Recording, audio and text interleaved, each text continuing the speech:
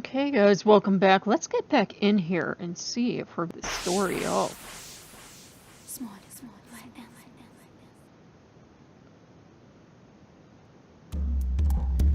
Okay, so let's load. We'll be continuing with her story. Yes. Finally! It's time for a real scary story, not one of your knockoffs. Prepare to tremble with fear, for now you'll hear about the red eyes. Like your red eyes, actually?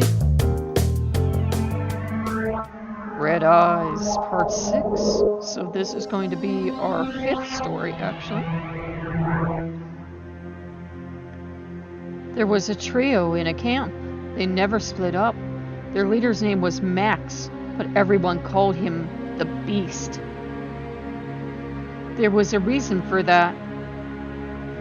If you accidentally bump him in the shoulder during a walk, he will tear you apart like a pit bull. Look at him the wrong way, and you're as good as dead. Even his friends used to get it. Fortunately, they were strong enough to settle him down.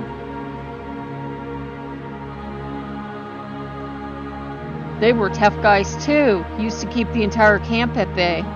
But no one would report them, because the Beast would take care of it. She's got a glowing red eye like Sans. No one would say a word against them, and the trio was having fun. In short, the guys were on the road to success. But they failed. Because of whom? Because of a girl, of course. There was a lass in the camp whose name was, Vera. His name was Lena. Once upon a time, Max has seen this Lena girl doing exercises. What do you think? She was a gymnast, not some bookworm. And so the Beast was lost. He couldn't get her out of his head. Even food wasn't an option. He asked her on a date that evening. And she said, "Will you girls shut up and stop interrupting? That's annoying in this game." And she was like, "I would love to, but there is a problem." "What problem?" "Your friends never leave me alone." "Make them." The Beast accepted the deal and left. He didn't even notice her eyes blazing with crimson fire, following him. All the night he was rolling in bed, sleepless, and the next morning he had a talk with his friends. "Are you okay?" they said. "We never met this Lena before." Max chilled out and went back to Lena in the evening. "You were wrong," he said. "My friends had nothing to do with you." Lena was. "Don't you trust me? They came this morning, threatening to beat me down if I meet with you again." "It's up to you who to be with." The Beast left with a pain in his heart on noticing the red fire burning in Lena's eyes. A lot like the little sparkle I have in my eyes, but more that. The next morning he said to his friends, "Dang it, Beast," they said. "We were with you all day. Have you seen us threatening anyone? Who do you trust more, us or a stranger?" But the Beast was blinded by love, and so he promised that he would kill anyone who touched her. In the evening he came back to the place and saw Lena. "Look, Max, look what your friends did to me." She untied her shirt, and he saw red bruises on Lena's pale skin. Frenzy filled his mind. "I'll take care of them," he shouted. "Wait!" Lena caught his hand. "You've already broken your promise. This time I need proof. Bring me their hearts." And she put a blade into his hand. The Beast was about to throw it away, but she leaned on him and kissed him. "I am waiting until midnight. Now go!" Max was off with Lena's eyes following him, shining brighter than the Kremlin star in twilight. The beast waited until everyone was asleep. He snuck into the cabin and stabbed his friend in the chest. He came to the second one and stabbed him as well. That's how his friends died. Max cut their hearts out of their chest, wrapped them with a shirt, and went back to Lena. "Did you bring it?" Lena impatiently asked Max as she saw him closing in. He handed her the hearts over to Lena and she took them. She turned away for a second, and when she turned back, the hearts were gone. Only a drip of blood on Lena's lip remained. Max was going to hug Lena, but she pushed him back. "What's wrong?" the beast exclaimed. "I've done as you asked." "Do you really think," the girl arrogantly said, "I'm going to go out with a murderer of his own friends?" "But you've been beaten?" "Haha, I faked it. I was testing how good a friend you are. Now beat it." These words turned the beast back to reality. He knocked Lena down and stabbed her with the blade. Again and again, but the blade didn't work against her. Only then did the beast see the shiny crimson eyes of his girlfriend. This scared the crap out of him. He backed away, but Lena took him and said, "Where do you think you're going? Come to me, hug me harder," she said while disappearing into the ground. Max tried to set himself free, but he couldn't. And Lena was already halfway underground. She was about to take him along with her. Max gathered his strength, took the blade, and cut his hand off to break free from Lena, who disappeared underground with his hand. Max stopped the bleeding with a handkerchief and headed to turn himself in. Did he do the time? Nah, he was gone from his cell the next day. Only a letter written with blood he left. It said, "The red eyes." Cool story, Vera. Huh, big time. Tell us something, stop ya? Me, I can't. Why did you even come? To make company.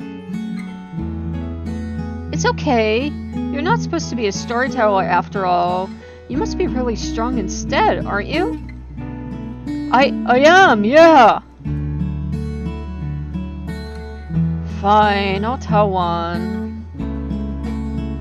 The one? I think so. King of rats, so we come to our sixth story.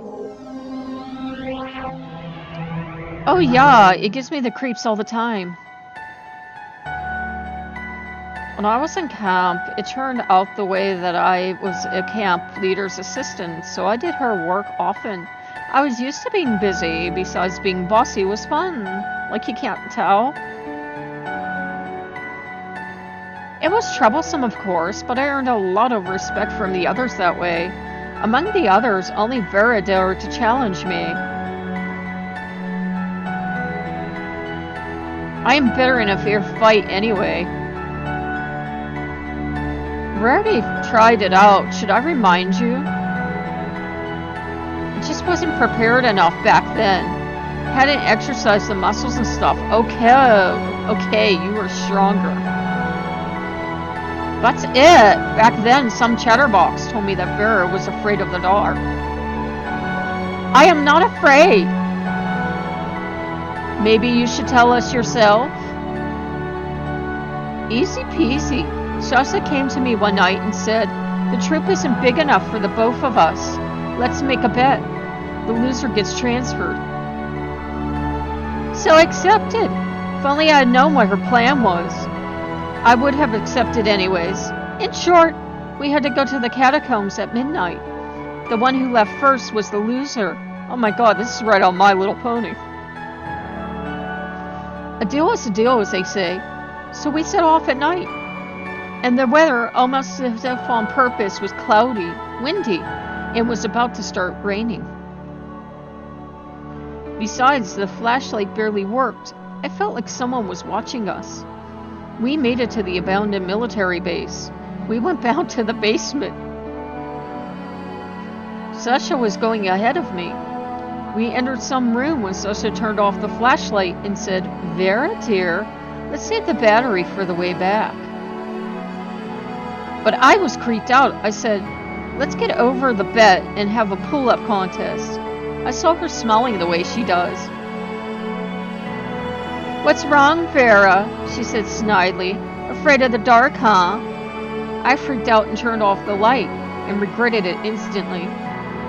Because I felt someone watching me. And the way they did was not nice at all. I was all sweaty as I turned the light on, swinging the flashlight around. And Sasha was like, "So soon? Less than a minute." I yelled at her and stormed to the outside, but the rain had just started. I wasn't about to go back to camp, so I made my choice to stay before it was over. And that was the right thing to do, because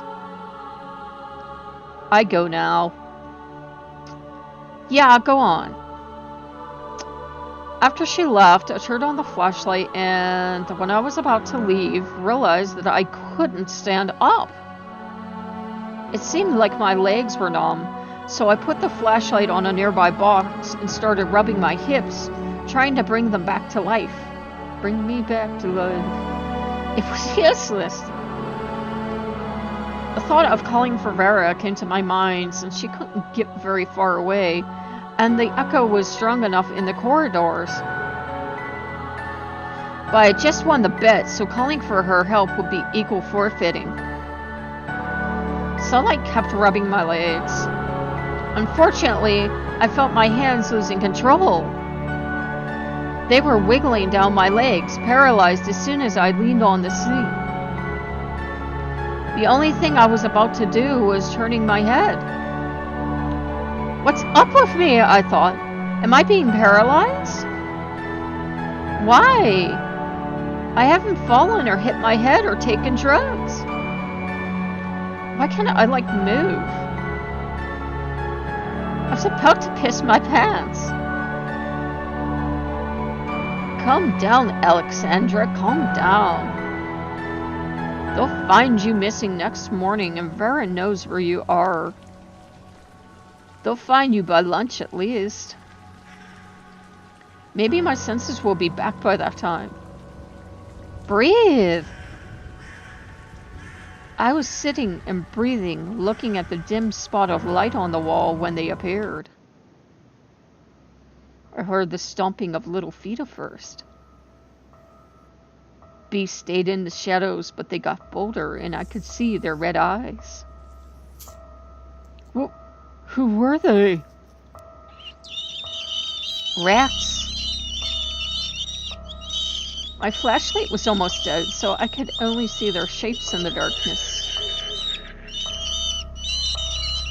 Then, I hadn't felt it, but I saw one of the creatures on my knee. The gray creature sat on its back feet and looked me right in the eyes. "Help!" I whispered, trying to believe it was just a bad dream. But it didn't work as usual. "Help!" I yelled at the top of my lungs this time. The horrible beast hid away from my voice. All of them but the one sitting on my knees. It kept on sitting on its back paws, posing its front ones like in prayer, and was looking at my face. It seemed like the rat was smirking. "Help!" I yelled again, realizing deep in my heart that no one was going to come. Oh, I wished I was out of there. The stupid bet, the foolish leadership. What use is any of that if you were going to get eaten alive? I broke into tears of helplessness. This was totally out of my plans. The rat looked away all of a sudden like it was trying to listen to something. Then it jumped off and the air trembled with rat footsteps. The horrible things in a single burst ran away and the room drowned in silence, breaking with my sobbing and some water drops. Was I saved then? Did my scream scare them? Or had someone heard it and come to my rescue? I burst into laughter with relief. I was sitting and giggling like an idiot because I was alive. But the fun was broken with some weird noise coming from the corridor. The noise of hundreds of small feet and squeaking rats were closing in slowly. My rescue hadn't come yet.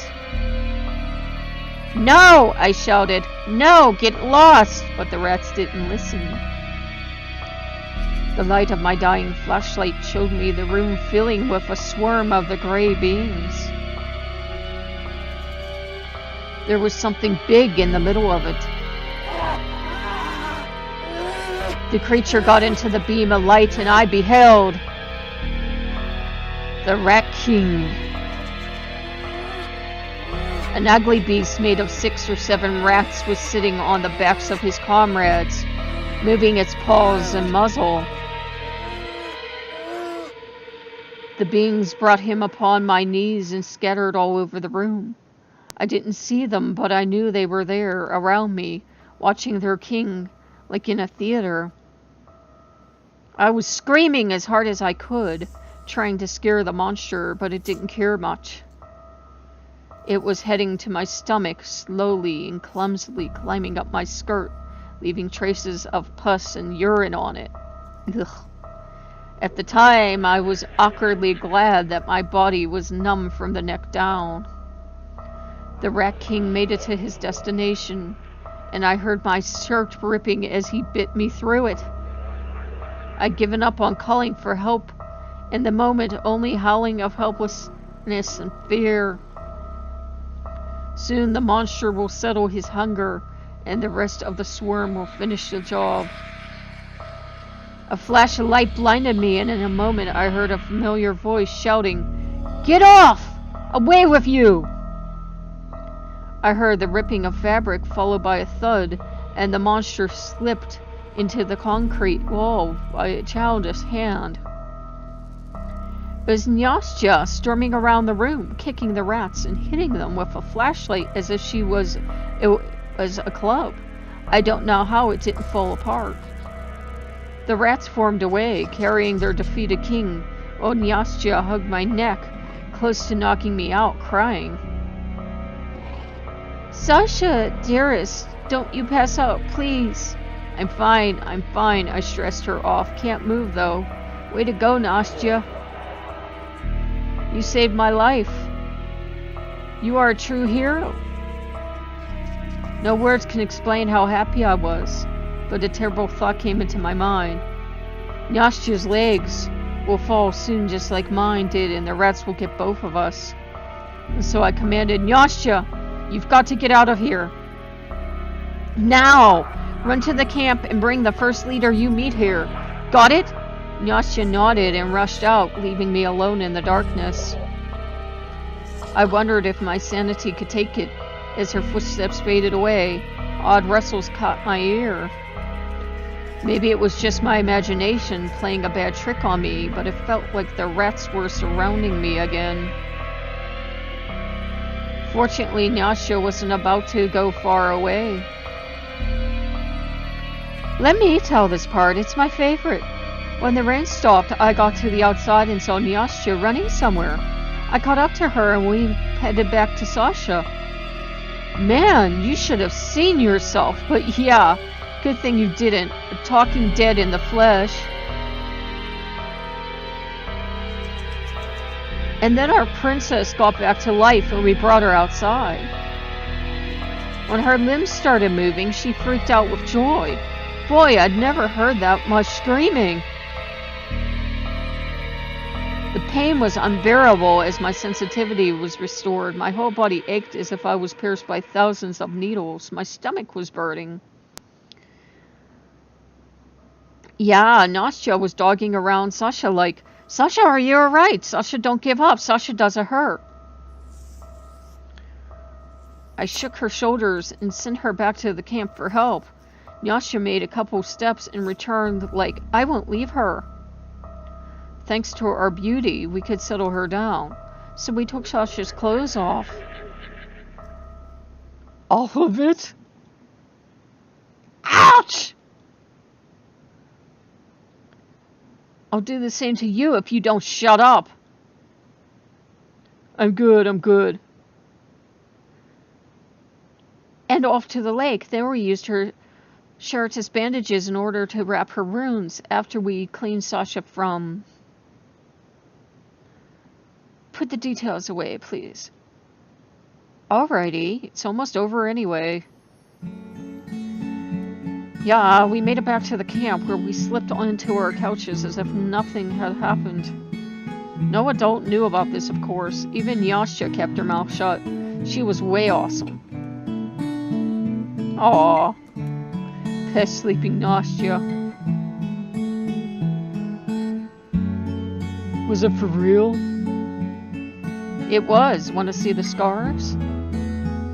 I do. He's a perv. Sasha pulls up her skirt, good lord. Dang, it's too dark in here. I can't see a thing. Neither can I.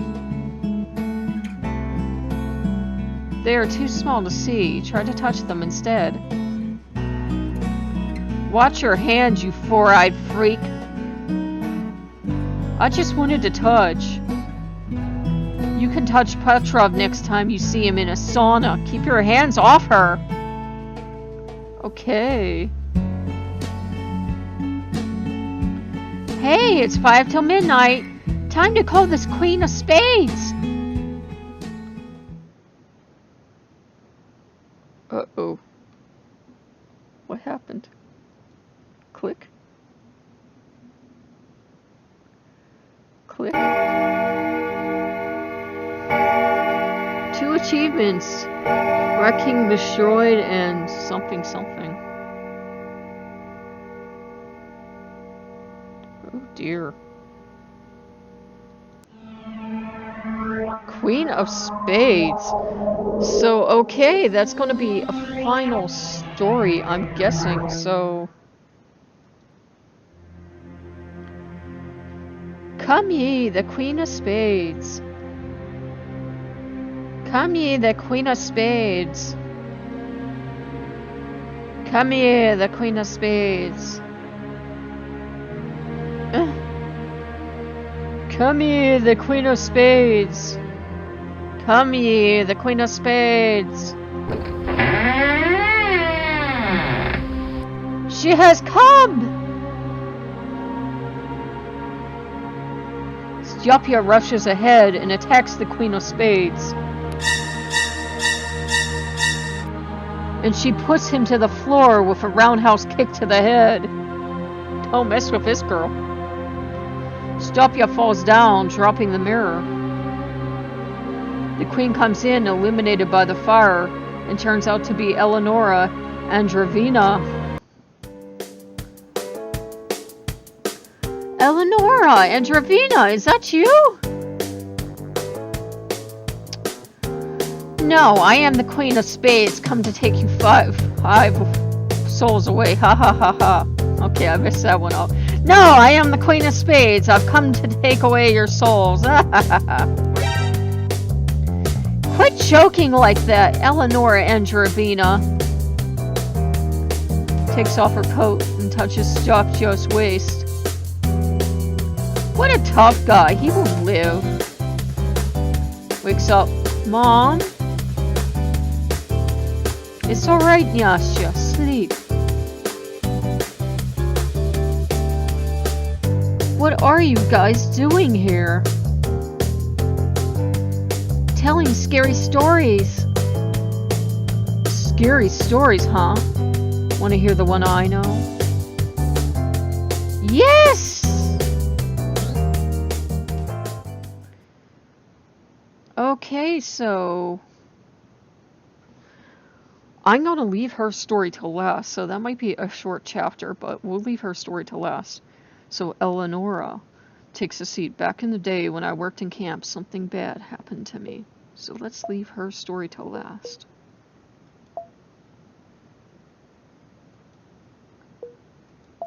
And let's make sure it's saved. Okay, so this is a pretty long game. We've had like almost six, and a little mini story. So 7 stories are in. It looks like we're going to get an 8th. So I will see you guys soon. If you like what you see, like, comment, and subscribe. I'll see you later. Bye-bye.